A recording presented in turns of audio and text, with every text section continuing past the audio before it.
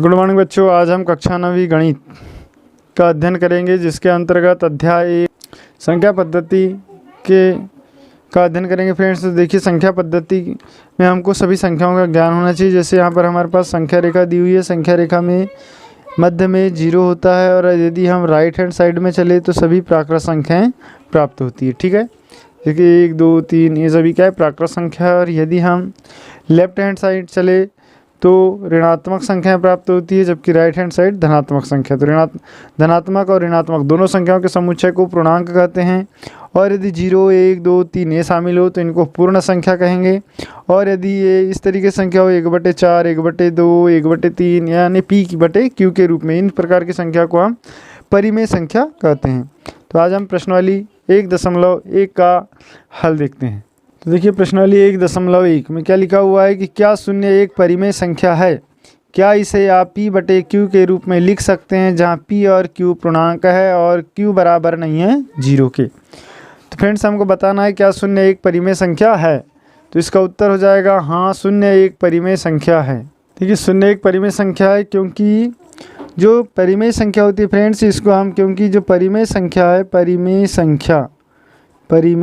संख्या p/q के रूप की होती है, और जहाँ पर q बराबर नहीं होना चाहिए 0 के, और p कुछ भी हो सकता है। तो देखिए, 0 एक परिमेय संख्या है, तो 0 को, इसीलिए 0 को हम क्या लिख सकते हैं, 0/1 है ना, या 0/2 या 0/3 या 0/4 अनंत तक। तो देखिए, q बराबर नहीं है 0 के, यहाँ पर देखिए q बराबर नहीं है 0 के, और p का मान है 0, तो इन सब का मान क्या हो जाएगा 0। तो हम लिख देंगे क्या 0 एक परिमेय संख्या है। तो हाँ, 0 एक परिमेय संख्या है, क्योंकि परिमेय संख्या जो होती है p/q के रूप की होती है, और इसीलिए 0 बराबर, और इसे p/q के रूप में निम्न प्रकार लिख सकते हैं। ठीक है, निम्न प्रकार लिख सकते हैं। कैसे लिख सकते हैं? 0/1 0/2 0/3 0/4 अनंत तक, जहाँ पर q बराबर नहीं है 0 की। ठीक है फ्रेंड्स, तो ये पहले का आंसर हो गया हमारा। उसके बाद नेक्स्ट क्वेश्चन देखते हैं। अगला क्वेश्चन है कि 3 और 4 के बीच में 6 परिमेय संख्याएं ज्ञात कीजिए। तो 3 और 4 के बीच में 6 परिमेय संख्या हमको ज्ञात करना है। तो देखिए, इसको इस तरीके से हल करेंगे। तो देखिए फ्रेंड्स, जब हम 3 और 4 के बीच में 6 परिमेय संख्या ज्ञात करेंगे, तो जितनी हमको परिमेय संख्या ज्ञात करना होता है, हम n बराबर उससे 1 अधिक लेते हैं। तो n बराबर यहाँ हो जाएगा 6 - 1 = 7। ठीक है, अब देखिए, इस 3 को इस तरीके से लिखेंगे, 3 बराबर 3 गुणित ये 7 जो आया हमारे पास, इस 7 को हम लिखेंगे 7/7, या ये हो जाएगा 7 × 21/7। ठीक है, ठीक उसी प्रकार हम 4 को लिखेंगे, 4 बराबर 4 गुणित 7/7, ये हो जाएगा 7 × 4 = 28/7। अब देखिए फ्रेंड्स, ये 21/7 का मतलब है 3, और 28/7 का मतलब है 4। तो 3 व 4 यानी 21/7 व 28/7 के बीच 6 परिमेय संख्याएं। अब इनके बीच 6 परिमेय संख्याएं ज्ञात करना है। तो देखिए कैसे निकालेंगे। 21 के बाद क्या होगा 22, तो 22/7 हो जाएगी पहली, दूसरी 23/7, फिर 24/7, 25/7, 26/7, 27/7, और 28/7 का मतलब 4। ठीक है, तो देखिए 1 2 3 4 5 6 परिमेय संख्या हमने प्राप्त कर लिया, यही हमारा आंसर। तो इस तरीके से बड़े आसान तरीका से आप कितनी भी परिमेय संख्या ज्ञात कर सकते हैं। ठीक इसी प्रकार अगला क्वेश्चन है, प्रश्न क्रमांक 3, 3/5 और 4/5 के बीच 5 परिमेय संख्या ज्ञात कीजिए। अब देखिए, 3/5 और 4/5 के बीच में 5 परिमेय संख्या ज्ञात करना है। तो इसके लिए देखिए क्या करना है हमको, यहाँ पर 5 परिमेय संख्या निकालना है। तो n बराबर लेंगे 5 - 1 बराबर ये हो जाएगा 6।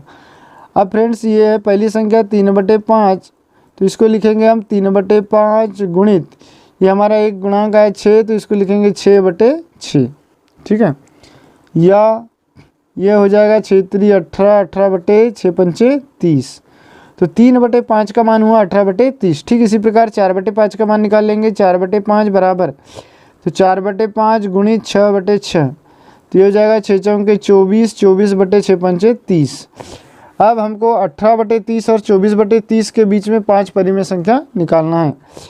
तो ये हो जाएगा 3/5 व 4/5 के बीच में 5 परिमेय संख्या। तो ये हो जाएगी, देखिए क्या हो जाएगी 5 परिमेय संख्या इनके बीच में। पहली हो जाएगी हमारे पास 18 के बाद आ जाएगा 19, तो 19/30, उसके बाद 20, तो 20/30, फिर 21/30, 22/30, 23/30। ठीक है, देखिए 5 परिमेय संख्या हो गई। और 23 के बाद आ जाएगा 24/30 का मतलब 4/5। तो ये हो गया 3/5 और इधर आ गया 4/5। ठीक है, तो 4/5 और 3/5 के बीच में 5 परिमेय संख्या ही निकल कर आ गई। ठीक, तो ये हो जाएगा आंसर। अगला क्वेश्चन है फ्रेंड्स कि नीचे दिए गए कथन सत्य है या असत्य, कारण के साथ अपने उत्तर दीजिए। पहला, प्रत्येक प्राकृत संख्या एक पूर्ण संख्या होती है।